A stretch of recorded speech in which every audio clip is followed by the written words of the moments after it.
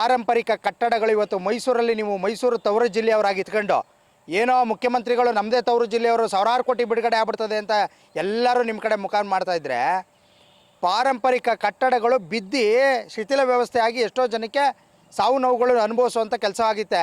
Market ಏನು ಮಾಡಿದ್ರಿ ಸ್ವಾಮಿ? Land stone building ಏನಾಯಿತು ಸ್ವಾಮಿ? ಪಾರಂಪರಿಕ ಕಟ್ಟಡ ಇನ್ನೊಂದು ಅಗ್ನಿಶಾಮಕ ದಳ 30 ಕೋಟಿ ರೂಪಾಯಿ ಎಸ್ಟಿಮೇಷನ್ ಕೊಟ್ಟಿದ್ರು ನಿಮಗೆ. ಈ ಒಂದು ಬಜೆಟಲ್ಲಿ ಅದಕ್ಕೆ 100% 30 ಕೋಟಿ ರೂಪಾಯಿ ಅನುದಾನ ಬಿಡುಗಡೆ ಆಗುತ್ತೆ, ಒಂದು ದೊಡ್ಡ ಮಟ್ಟದಲ್ಲಿ ನವೀಕರಣ ಆಗುತ್ತೆ ಅಂತೇಳಿ ಮಾಧ್ಯಮಗಳೆಲ್ಲ ನೋಡಿದ್ದೀವಿ. ಆದರೆ 1 ರೂಪಾಯಿನೂ ಕೂಡ ಅದಕ್ಕೂ ಕೊಡಲಿಲ್ಲ.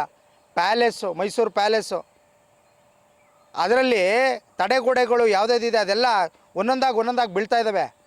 ಅದ್ರ ಬಗ್ಗೆ ಏನಾರು ಗಮನ ಹರಿಸಿದ್ದೀರಾ? ಅದಕ್ಕೇನಾರು ದುಡ್ಡು ಬಿಡುಗಡೆ ಮಾಡಿದ್ದೀರಾ? ಎಷ್ಟು ಪಾರಂಪರಿಕ ಕಟ್ಟಡಗಳು ಇವತ್ತೊಂದು ದಿನ ಅವ್ಯವಸ್ಥೆ ಆಗಿದೆ. ಯಾವ ಥರ ಆಗಿದೆ? DC ಆಫೀಸು ಪಾಳು ಬಂಗ್ಲೆ ಮಾಡಿಬಿಟ್ರಲ್ಲ ಸ್ವಾಮಿ, ಪಾಳು ಬಂಗ್ಲೆ ಮಾಡಿಬಿಟ್ರಲ್ಲ. ಒಂದು ಮ್ಯೂಸಿಯಂ ಮಾಡ್ಬೋದಿತ್ತಲ್ಲ, ಅದಕ್ಕೆ ಅನುದಾನ ಬಿಡುಗಡೆ ಮಾಡ್ಬೋದಿತ್ತಲ್ಲ, ಯಾಕೆ ಮಾಡಲಿಲ್ಲ? ನೀವು ಕೇವಲ ಒಂದು ಸಮುದಾಯದ ಪರವಾಗಿ ಇವತ್ತು ಮಾಡಿರುವಂಥ ಬಜೆಟು ಈ ರಾಜ್ಯದ ಜನತೆಗೆ ಗೊತ್ತಿದೆ. ಮುಂದಿನ ದಿನಗಳಲ್ಲಿ ನಿಮಗೆ ತಕ್ಕ ಪಾಠವನ್ನು ಈ ರಾಜ್ಯದ ಜನತೆ ಕಲಿಸಿ ನಿಮಗೆ ಅಧಿಕಾರ ಇಲ್ಲದೆ ಕೂರಿಸುವಂಥ ಕೆಲಸವನ್ನು ಮಾಡ್ತಾರೆ ಅನ್ನೋದಕ್ಕೆ ಯಾವುದೇ ರೀತಿಯ ಅನುಮಾನ ಬೇಡ.